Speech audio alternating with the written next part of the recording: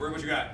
We're always seeing people's quote unquote perfect lives on social media, and we're always comparing our lives to theirs. Yep. Comparing our mistakes, our ideas, our everything. Yep. But when it comes to comparing our mistakes, like pretty much everybody else said, we all make our own mistakes. We all have our individual lessons from them, and we all take it differently. So it might be positive, it might be negative, but we always learn something, and that's making us the better person for tomorrow. That's real. Like, it's a lot of times it seems like we're in competition with other people. And you're absolutely right. Like well, I'm not gonna say you're right, but I agree with you in terms of how sometimes social media, we sometimes end up in a competition with other people.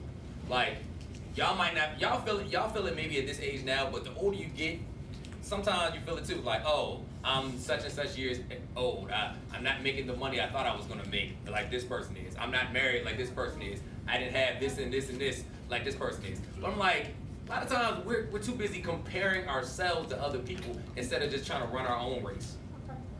Because, like, if sometimes we might have a goal in mind, and we live in this world where it's like instant gratification. We want everything right now. However, we might have a goal in mind, but we want to get to that goal. How do you get to that goal? You got to take everything step by step by step by step. There's something my grandfather used to tell me, and it's crazy because he's been gone for almost 5 years now.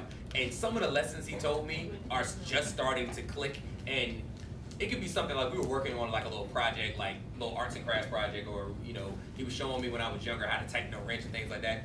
And I'm trying to go so hard on it. He's just like, you know what? Hey, sometimes it's not about you putting everything into it. Sometimes it's about just doing things little by little, little by little, little by little. And he used to say this all the time. And sometimes I can still hear him say that. I can still hear him say little by little, little by little. Because you have a goal in mind, that goal might take 5 years.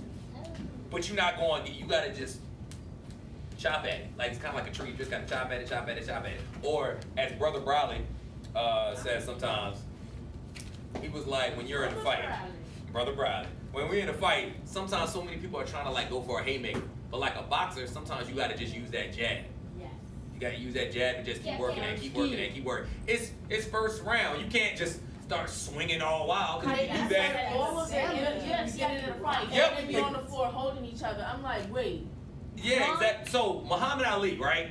Muhammad Ali, one of the craziest fights he's ever was in was when he fought George Foreman. Now George Foreman was a lot bigger and a lot stronger than him. Now Ali was a lot faster. He started using this. He was like, okay, George Foreman.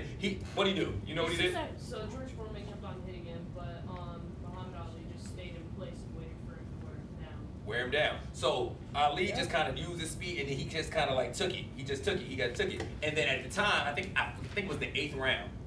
Foreman was a bigger guy, much stronger, but eventually he got tired out.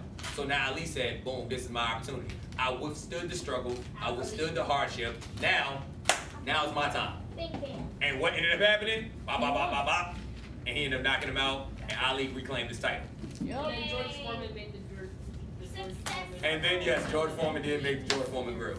But going back to this right here, this is crazy because like a lot of times we really are in competition with other people. The only person we should be in competition is the person we look in the mirror. And once we see that, and we say, I'm gonna just try to get better and better and better, 1% better each day, 1% better each day. And that goes back to the whole thing we're talking about time. Do not let that time waste. Don't let that time go by. Be intentional with your time. Be tenacious with your time. Keep grinding, keep grinding, keep grinding. And eventually, your work will pay off. You might not be able to see when it's gonna pay off, but when it pays off, it's gonna be all worth it, and you're gonna look back at all the hard work you did, and you're gonna just say, I made it. And then maybe the Marvin Gaye song Marvin Sapp song Never Would Have Made It will play on your head. Never would have made it without you. No other, okay. That was really You with me. All right, check out chapter 2.